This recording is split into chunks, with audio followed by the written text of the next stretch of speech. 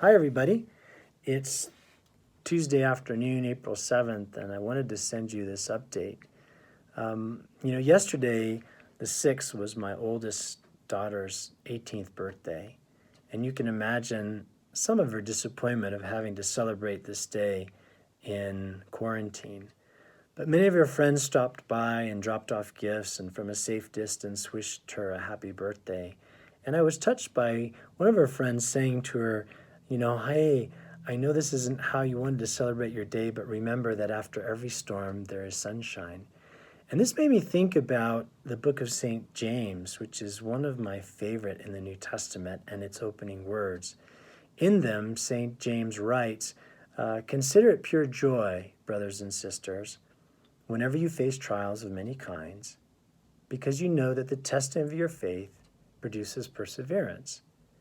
Now, this word perseverance is in Greek hypomone, and hypomone is a word that could mean not only perseverance, but steadfastness or constancy, even endurance.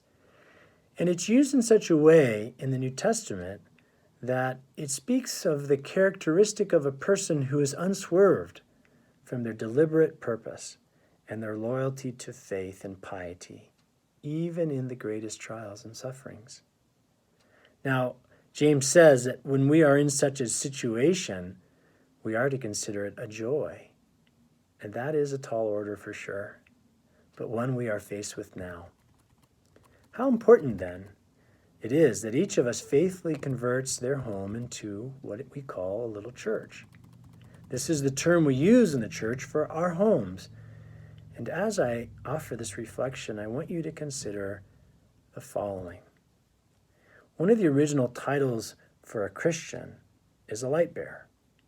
More than ever, this title in days that are darkened by sickness and death is important to recall.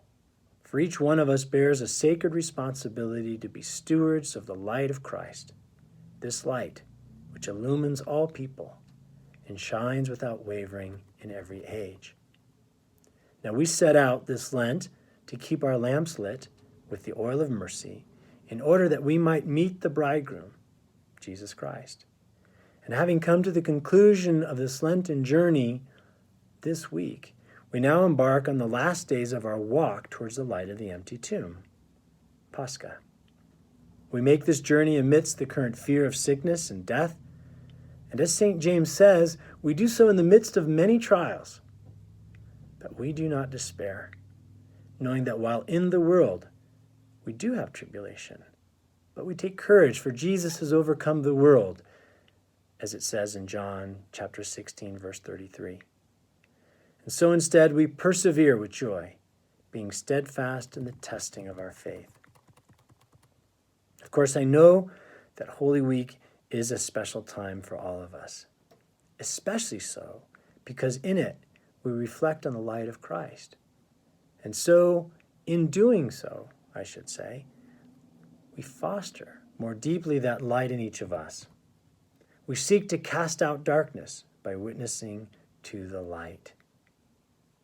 And so our focus, like that of a honeybee, is on the sweet nectar found in every flower and thus in every situation.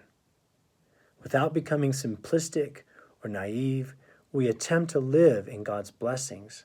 And through celebrating what is good, we find a way to improve the lives of others and our own. This year, celebrating Holy Week in our homes is a special pilgrimage. It will be unlike years past when we gathered freely without fear of sickness and death. Yet it will be no less important, sacred, or special.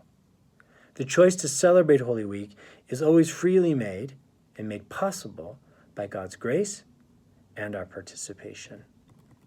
So I am appealing to you to mark this sacred week in your homes with fervor, with joy, and with spiritual watchfulness. Recall that through the centuries, this time has often been overshadowed by wars, by famines, by plagues, and the like. Yet, it, like the light of Christ, has never been extinguished. In fact, it is in times like this that the good news of Christ's victory over death is even more joyously celebrated. I look forward to sharing this journey with you in the coming days and keeping my lamp lit to meet the bridegroom. May the peace of God, which surpasses all human experience and understanding, penetrate into each of your hearts this Holy Week.